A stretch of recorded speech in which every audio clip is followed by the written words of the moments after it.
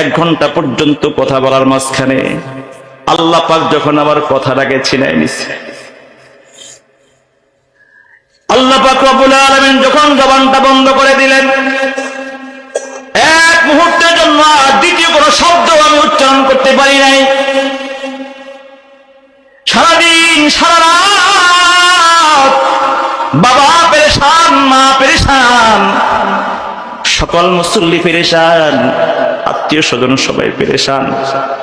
গতকাল সারাদিন, এর আগের রাত থেকে পর্যন্ত বাংলাদেশের সকল ওলামায়ে কেরাম পেরেশান, সকল বন্ধুরা পেরেশান।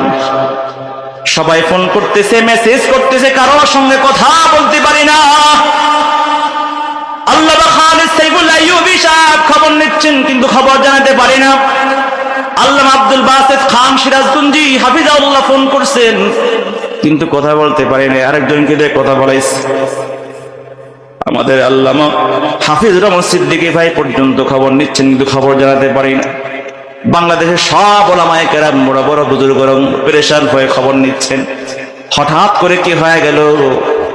এই তো ভালো ছিল, সুস্থ ছিল, হঠাৎ করে কেন জবান বন্ধ? এই সব কিছু আল্লাহ তাআলার খেলা। আল্লাহ তাআলা একটু সময়ের জন্য জবানকে বন্ধ করে দিয়ে বান্দাকে বুঝাইতে চায়, বান্দা, হে রফিউদ্দিন, এই জিহ্বা নিয়ে বাহাদুরি করো না, এই কণ্ঠ নিয়ে বাহাদুরি করো না।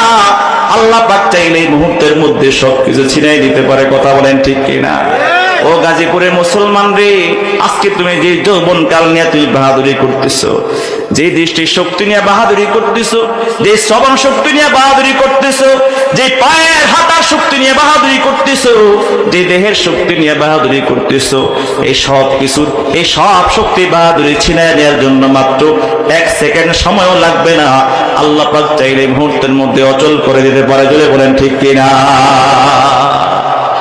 মুসলমান বন্ধুরা আমার, কিন্তু আল্লাহ পাক রব্বুল আলামিনের খাস খাস প্রিয় বান্দাদের দোয়া, বাংলাদেশের সকল বুজুর্গ ওলামায়ে কেরামদের দোয়ার বরকতে পরের দিন আল্লাহ তাআলা জবানকে কথা বলার সুযোগ আল্লাহ তাআলা করে